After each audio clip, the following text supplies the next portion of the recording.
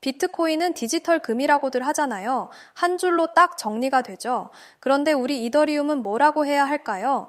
이더리움 들고 계신 분들 고점에서 반 넘게 밀린 자리에서 이런 생각하셨을 거예요. 저쪽은 내세울 이야기가 있는데 내 쪽은 없는 것 같다. 그러다 보니 팔까, 더 담을까, 버틸까 사이에서 마음이 왔다 갔다 하시죠. 그런데 여러분, 이더리움한테 이야기가 없는 게 아니거든요. 아주 조용히 비트코인은 끝내 못 가진 걸 하나 손에 쥐었습니다. 이더리움 ETF부터 보겠습니다. 오늘 딱 세 가지만 챙겨가시면 되는데요. 이더리움 ETF가 비트코인 ETF랑 뭐가 다른지, 그 차이를 지금 누가 만들고 있는지, 그래서 나는 뭘 지켜보면 되는지, 첫 번째부터 좀 놀라실 겁니다. 사실 이더리움 ETF는 이자를 주거든요. 이 세 개만 알고 나면요, 이더리움엔 내세울 게 없다는 말에 더는 흔들리지 않으실 겁니다. 이자 얘기부터 하겠습니다. 비트코인 ETF엔 없는 게 이더리움 ETF엔 있습니다. 바로 이자예요. 쉽게 말하면요, 비트코인 ETF는 금고에 금덩이를 넣어두는 거랑 같은 겁니다. 잘 지켜주기는 하는데 금덩이가 새끼를 치지는 않죠. 그런데 이더리움은 맡겨두면 이자가 붙고요. 그 이자를 이제 ETF가 대신 받아서 보유자한테 나눠주기 시작한 겁니다. 이게 정말 큰 차이거든요. 자, 그래서 그 이자를 누가 주느냐? 블랙록입니다. 세계에서 제일 큰 자산 운용사죠. 이자를 주는 이더리움 ETF를 올해 3월에 내놨는데 시작하자마자 순자산 1억 달러를 넘겼습니다. 정말 중요한 건 그 다음이에요. 이렇게 맡겨서 받는 이자를 스테이킹 보상이라고 부르는데요. 그 보상의 82%를 보유자한테 그대로 넘깁니다. 블랙록이 챙기는 건 18%고요.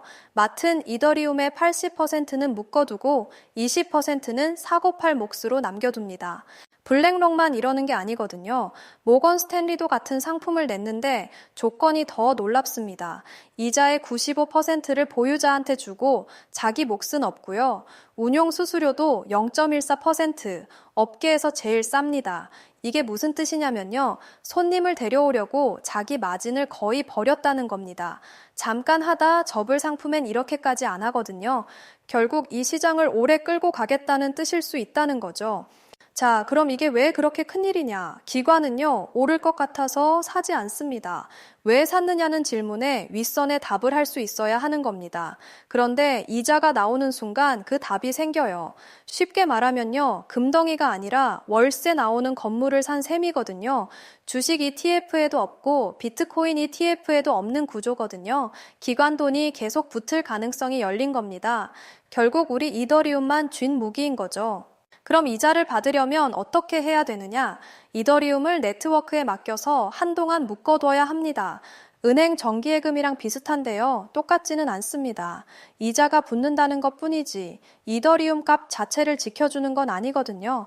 이율이 딱 정해진 것도 아니고 이자도 현금이 아니라 이더리움 개수로 붙습니다. 그런데 여러분, 묶인 게 이미 만만치가 않거든요. 전체 이더리움의 32%, 3,890만 개가 묶여 있습니다. 셋 중 하나는 시장에 안 나오는 겁니다.